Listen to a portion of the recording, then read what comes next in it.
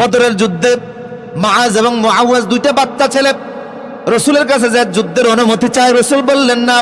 মুআজ একটু বড়, তারে দিলেন। মুআওয়াজকে আমারও দেন। রসুল কয় তুমি সাইজে আসবে না। ওই ছেলে ইটের উপরে দাঁড়িয়ে কয় দেখেন আমি বড় হয়েছি। রসুল ওর আগ্রহ দেখে অনুমতি দিয়ে দিলেন। দুই ভাই গিয়া জেহাদের ময়দানে আবু জাহেলকে টার্গেট করছে। আবু জাহেলকে তলোয়ার দ্বারা আঘাত করতেছে, আবু জাহেলও আঘাত করতেছে। এক পর্যায়ে হযরত মুআজের আঘাতে আবু জাহেল নিচে পড়ে গেছে।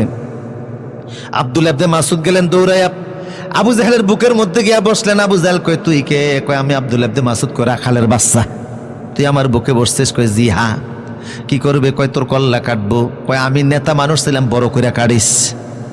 কথা কয় না, মরার পরেও যেন ঘাড় দেখে লোকেরা কয় আমি বড় ছিলাম। তো কল্লা বড় করে কাটছে, এখন ওজন তো বেশি। তো আব্দুল্লাহ ইবনে মাসউদ চিন্তা করলেন রসুল আমারে বলছে আবু জাহেলের কল্লাটা নিয়ে যাইতে, আমি নিয়ে যাচ্ছি। এখন এটা এত ওজন বেশি কেমনে নেই? আপনারা দেখবেন শৈল মাছ ধরলে এটা লাফালাফি করে, তাই নেওয়ার জন্য কানে দিয়ে রশি ঢুকায়। আব্দুল্লাহ ইবনে মাসউদ আবু জাহেলের কানে দিয়ে তলোয়ারের বাট ঢুকাইছে। এরপর এটারে দইরা রসুলের কাছে নিয়ে গেছে। উনি পৌঁছার আগে দেখে রসুল, জিব্রাইল মুস্কি মুস্কি হাসে।